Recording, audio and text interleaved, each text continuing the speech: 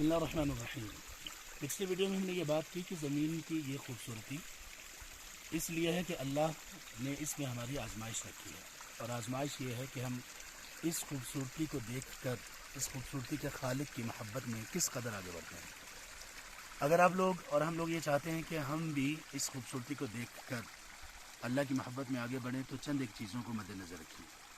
آپ جب بھی کوئی ٹرپ کریں تو اس میں عہد یہ کریں کہ اللہ کی فرما برداری میں ہمیں آگے بڑھنا ہے، اللہ کی نافرمانی ہم نہیں کریں گے، اور ہر ایک ایسی چیز کو دیکھ کر سبحان اللہ کہیے اور اس پہ غور کیجئے، اور اللہ تبارک و تعالیٰ کی تخلیق کو سامنے رکھتے ہوئے اللہ کی محبت، اللہ کی ہمارے ساتھ شفقت، اللہ کا ہمارے اوپر رحم و کرم، ان تمام چیزوں کو اپنے ذہن میں لے آئیے۔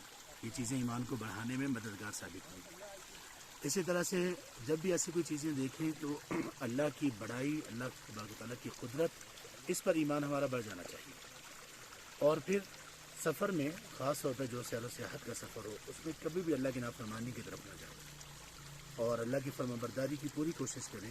اور اس فرما برداری کا سب سے بڑا مظہر یہ ہے کہ ہم اپنی نمازوں کو، اپنی عبادات کو، اپنے فرائض کو بہت بہترین طریقے سے بجا لائیں۔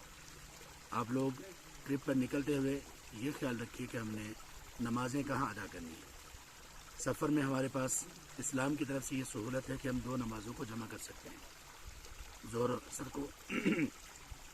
عصر کو، اور مغرب اور عشاء کو، اور اسی طرح سفر میں قصر بھی ہم کریں گے۔